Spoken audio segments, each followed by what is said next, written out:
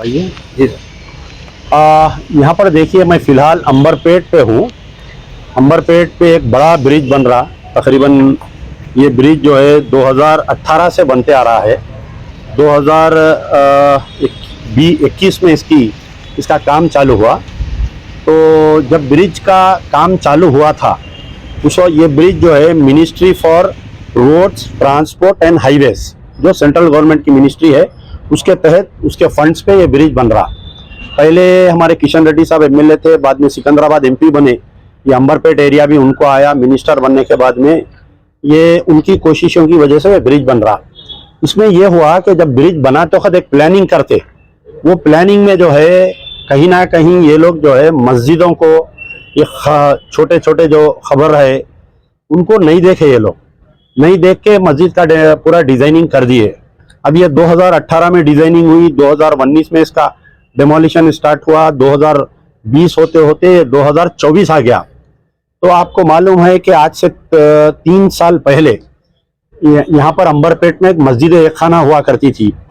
उसको क्या किए कि कोई लोगों को, देखिए कैसी साजिश की गई वो बतलाना चाह रहा हूँ मैं कि ये मस्जिद नहीं है, ये एक बिल्डिंग है बोल के किसी को एक ओनर बना के ये आपके ministry for roads transport and highways वाले बल्लिया को कुछ पैसे जमा करे, बल्लिया से वो लोग ड्रा करे, ऑलमोस्ट 60 to 70 लाख रुपए ड्रा करके चले गए वो लोग। बाद में ये हुआ कि जब तोड़ रहे थे तो लोग आके बोले मस्जिद एक खाना है। वो मस्जिद में मुझे अच्छा मालूम है क्योंकि एक ज़माने में जो है मुहर्रम का मेला लगता था, तो ये सिटी का आउटस्कर्ट हुआ करता था। ये जब आबादी नहीं थी तो यहाँ पर एक मेला लगता था। बाद में उसके अंदर एक 10 दिन का उसमें वहाँ पर बड़ी मंजलिस होती थी। वहाँ पर एक मस्जिद भी थी, आशुर खाना भी था। मैं खुद उसमें मस्जिद खाना में कई बार हम नमाज पढ़े। तो मस्जिद डिमोलिशन हो गई, कई दिन तक वादे चलते रहे। इसमें कई MIM और BRS वाले लीडर्स जो है वक्फे से मस्जिद एक खाना के बारे में बोलते रहे, लेकिन आज वो मस्जिद शहीद होकर तकरीबन 4 साल का अरसा होने को आ रहा है। वो मस्जिद के ऊपर आज की तारीख तक कोई काम नहीं हुआ, उसके ऊपर आज भी मलबा पड़ा हुआ है। अब यहाँ पर एक मस्जिद मोहम्मद इस्माइल, ये मस्जिद है, आप देख सकते हैं। ये मस्जिद जो है कौन से साल में बनी है? 95। ये देखिए तकरीबन 1995 में एक मोहम्मद इस्माइल साहब थे, वो ज़मीन वक्फ किए थे, और अगर अपने आल औलाद के पास पैसे नहीं हैं तो एक दूसरी ज़मीन भी उन्होंने वक्फ करे थे कि उसको बेच के ये मेरे नाम से मस्जिद बनाओ बोलकर। तो उनके लड़के की ये खबर है, आपके वाली ये मोहम्मद जाफर साहब की खबर है ये, और उनके 2 मासूम उनके पोतरों की खबर है। यहाँ पर बाहर भी खबर है। ये एक छोटा कब्रस्तान है, ये जैसा हर मस्जिद को एक कब्रस्तान हुआ करता था, इसको भी एक कब्रस्तान है। तो अब यहाँ पर यह हुआ कि ये बाहर के खबरें जब तोड़ने के लिए आए तो आप हमारे मोहम्मद अफजल एडवोकेट साहब जो है हाई कोर्ट अप्रोच होके इसमें वक्फ बोर्ड को पार्टी बनाए।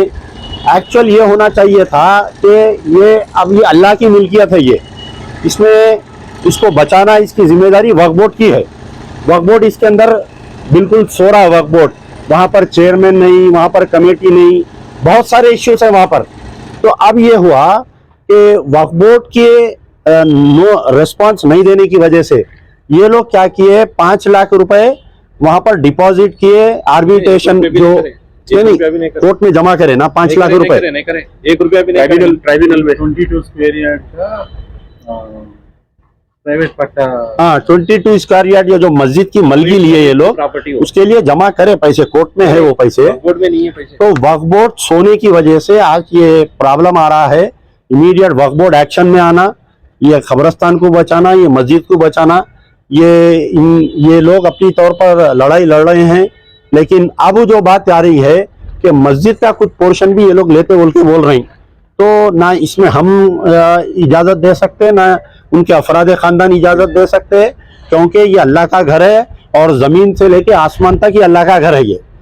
अब आप देखिए यहाँ पर एक पॉइंट है कि ये ब्रिज की तामीर के सिलसिले में पिछली जो सरकार थी BRS की, KCR और KTR being the municipal administration minister, उन्होंने इजाज़त दिए थे वो मस्जिद तोड़ने की। ये ministry for roads, ministry for roads transport and highways.